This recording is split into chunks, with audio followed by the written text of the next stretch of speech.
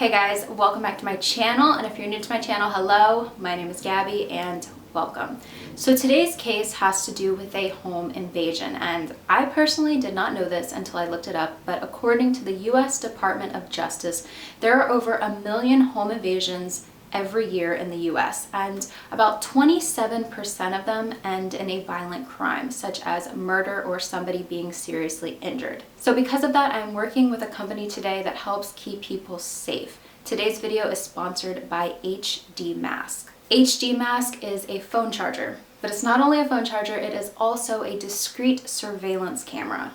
The HD Mask includes real-time video recording, an HD camera, 180p, Wi-Fi streaming. You can stream the video to your phone or any device like a tablet, includes a motion detector, and enhanced low-light performance, all in a little box that's a wee bit over 1 inch tall. It functions just like a regular USB charger as well, so no intruder will be able to tell it is in fact a camera. If it detects motion when there is not supposed to be any motion in the room, it will start recording and inform you that motion has been detected, and you can see it immediately on your device. The mobile app for HD Mask is compatible with any iPhone, iPad, Samsung, or Android phones or tablets.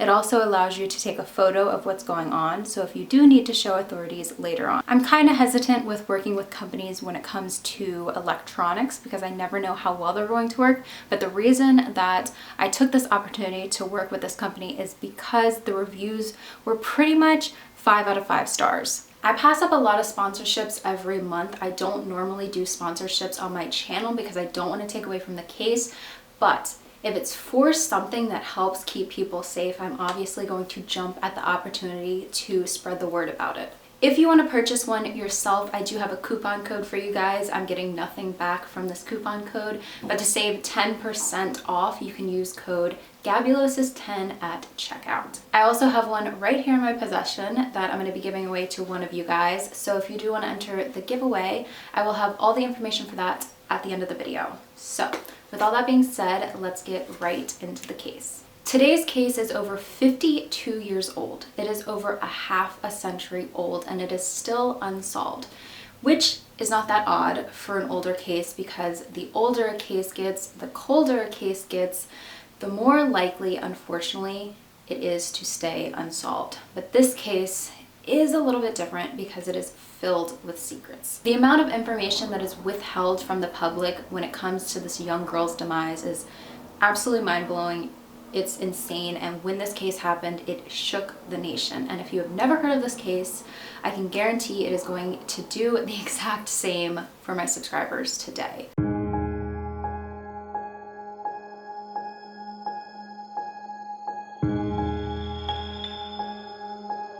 All these years later, and the slaying of Valerie Percy remains one of Illinois' most mysterious cases. Valerie Jean Percy was a 21-year-old woman. Today, a 21-year-old woman is trying to enjoy her early 20s, most likely planning her future the best that she can. But for Valerie Percy, 21 years old was the age her life ended. Her future would never get to happen. Valerie had recently graduated from Cornell University and decided to come back home to help her father with his campaign. See, she was the daughter of Chicago area business executive and Republican U.S. Senate candidate Charles Chuck Percy. Sunday, September 18th, 1966 was the day that the Percy family would never forget. Like most any family that endured tragedy, nothing seemed out of the ordinary this day. It was early in the morning and the entire family was sound asleep in their Kenilworth mansion. Valerie's stepmother Lorraine was sleeping, and she was woken up by the sound of glass breaking and then kind of a pitter-patter that sounded like footsteps. Now, she was still pretty much half asleep at this point. It didn't completely wake her up, so in her tired mind, she kind of just figured that one of the kids in the house had knocked something over and that they were going to clean it up. Then, not long after, she was woken up by the sound of moaning. So she decided to just hop out of bed and go check it out because she had a feeling that something in the house was seriously wrong with somebody. So she leaves her bedroom, leaves her husband in bed, and goes throughout the house. And it doesn't take her long to realize that the moaning was coming from Valerie's room. So she decides to go to Valerie's room, and when she walked into her room, What she saw is really unlike anything I've heard of in any other case. Lorraine opens her stepdaughter's door and she sees Valerie in her bed covered in blood. But Valerie is not alone. Valerie's killer is standing over her, shining a flashlight at Valerie's body. Of course, Lorraine is in complete shock. Her body kind of just shuts down at this point, and the killer sees that somebody has opened the door, so he shines the very bright flashlight right directly into Lorraine's eyes. For a few seconds, Lorraine is kind of blinded by the light, and she stumbles back to her room and wakes her husband up, and her husband flies to his daughter's bedroom. As her husband, Charles, which is Valerie's biological father, is going to check out what was going on with his daughter, Lorraine went over and pressed the burglar alarm. Charles Percy ran as fast as he could to his daughter's room, but by this time, the killer had ran down the stairs and out the door. Lorraine Percy was only able to give police a very vague description of the man's features, saying he was about 5 foot 8 inches tall, possibly around 160 pounds. He had dark hair and was wearing a checkered shirt. The neighbors were awoken by the sound of the home's burglar alarm. No one claimed to have seen the man leaving the Percy property. This door right here is said to be the door the intruder used to break into the home and used to leave the home. This is an aerial view of the family's home, and the arrow on the screen points to where Valerie's bedroom was located, not very far from where the intruder came inside. The police were called, and then Charles phoned the neighbor, Dr. Robert Hoff, to come over to the home immediately. He dashed upstairs, checked the girl's body out, and had to be the one to announce to the family that she was in fact deceased. He said, "I saw immediately the figure of a badly battered girl, obviously dead." The police searched and searched for any clues and if the Percys had any known enemies who fit this description. Their search, though, was fruitless. They also could not come up with a real motive. The way Valerie's body was found, she was stabbed in her sleep. It wasn't like she woke up and saw the man trying to take items from her room and then he decided to take her life. There was nothing missing from the home, so the motive was definitely not robbery. The man simply came into this mansion and took her life and made his escape. I also have to mention that she wasn't sexually assaulted, so that was also not the motive either. Police talked to thousands and thousands of people, and one of the first individuals suspected of being the person who committed this heinous crime was a man named Frederick J. Malchow. Frederick was a part of a gang, one that went across the country robbing different homes. One jailed member of this gang, named Harold J. Evans, told investigators that Frederick had been the one who took Valerie Percy's life and that he bragged about it often. Another member of the group as well, named Francis Leroy Hoheimer, also told authorities that Frederick had bragged to him as well. Police had questioned Malchow before about it, and he said that he had no involvement, he didn't know who could have done it, he didn't know anything about the case. And then after the two members of his gang came forward to authorities saying that he was bragging about the murder, police decided to question him again. But they couldn't because by this time, Malchow was dead. In 1967, while he was in jail waiting for the trial for a robbery and rape charge from a completely another case, he escaped from jail, and police were zeroing in on him. They were kind of tracking him down, and while he was going across a railroad trestle, which if you don't know what a railroad trestle is, if you've ever seen Stand By Me, the movie Stand By Me, where they're running across the railroad bridge, that's basically what a railroad trestle is. Now, while police were catching up to him, he fell off the railroad trestle and died. Full-time investigator on Valerie's case, a man named Robert Lamb, said in 1991, "To this day, I am convinced Freddie Malchow was the killer and that he acted alone." He said they were able to place him in Chicago at the time of the incident because of an airplane baggage ticket.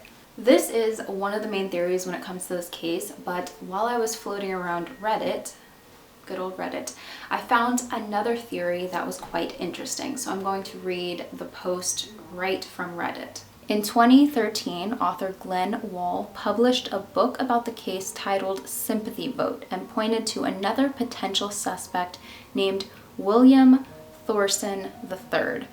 Thorson was the son of a wealthy steel tycoon, and his family lived only a block and a half away from the Percy residence. While Thorson lived in San Francisco in 1966, he was known for often returning to Kenilworth to visit his family. Thorson had a history of violent, erratic behavior and run-ins with the law, and had been considered a suspect in the suspicious suicide of his brother, Richard. During the investigation into Valerie Percy's murder, Thorson's probation officer named him as a potential suspect, but when the Chicago police attempted to question Thorson, he was very uncooperative and refused to be interviewed. On June 10, 1970, Thorson was shot to death by his wife, Louise, who was found not guilty on the grounds of self-defense. The most compelling piece of evidence which potentially linked Thorson to the crime was the bayonet found in Lake Michigan outside the Percy residence. 6 months after the murder, Thorson was charged with possession of illegal weaponry once it was discovered that he had been hoarding military weapons, some of which were bayonets. However, Thorson has never been conclusively linked to the crime. If you want to dive more into this theory yourself, I will have the book Sympathy Vote down in the description if you guys want to check that out. Now, obviously, her death affected her entire family. She was a twin, and her twin sister's name was Sharon, and Sharon felt completely lost without her sister. Charles was so affected that he decided to suspend his campaign for a period of time, but he did go on to win against Democratic Senator Paul Douglas in the 1966 election. He then represented Illinois for nearly 20 more years and passed away in 2011. This case is a roller coaster ride, to say the least, but in 2016, which was the 50th anniversary of this case, the Kenilworth Police Station announced to everybody that they are in fact still working on the case in today's time. I'm sure most of you are familiar with what icebergs are, what sank the Titanic. Now, an iceberg is just a little bit of ice above the water, and then there's all this down below. This case is literally an iceberg. All the information that I shared in today's video is public information. You can find it online. It's very easy to find. But in secrecy, at the Kenilworth Police Station, there are over 20,000 pages of information when it comes to the case of Valerie Percy. The small village of Kenilworth took the Kenilworth Police Station to court, and a Cook County judge ordered them to release a 12-page outline of the evidence. Kenilworth chief agreed, but when they released the paperwork, pretty much everything was blacked out except the main information that everyone already knows about the case. And I mean, so much was blacked out. I would say that if a page had 500 words, probably about 415 of them were completely blacked out. The main reason that police say that they want to keep so much of the information about this case on lockdown is they say that if they release all the information to the public, it could jeopardize the case. And when it comes to Valerie's twin sister, Sharon, she agrees with this. And she said that if they release the information, it would also be going against her family's privacy. The main reason that this really upsets the public is, of course, people want to see this case solved. And they feel like if police were to share some of the information about this case to the public, maybe somebody on the outside, maybe an investigator from another department, or you never know who could come along and find the information online and just put 2 and 2 together and figure something out. Another thing that people are skeptical about is they feel like, okay, if police are working on the case and they won't release anything to the public, they supposedly have all these other leads and theories. Do they really have these leads and theories if they're not able to come forward and tell anybody else about all these leads and theories that they have? Do they actually exist? Also, people and other investigators kind of want to take a look at some of the information to see if the Kenilworth Police Station made any mistakes along the line. According to the Chicago Tribune, the investigation has ebbed and flowed over the years according to a police summary and court records. From 1966 until about 1969, the probe was very active, with almost 1,200 leads checked. After that, the level of activity declined until it reached only a few new leads each year. Because of Kenilworth's inexperience with such crimes, the tiny North Shore community had less than 3,000 residents at the time and virtually no violent crime. The Illinois State Police took over the investigation 11 days after the death. Eventually, state police handed the case, along with the entire investigative file, back to the village in 2002.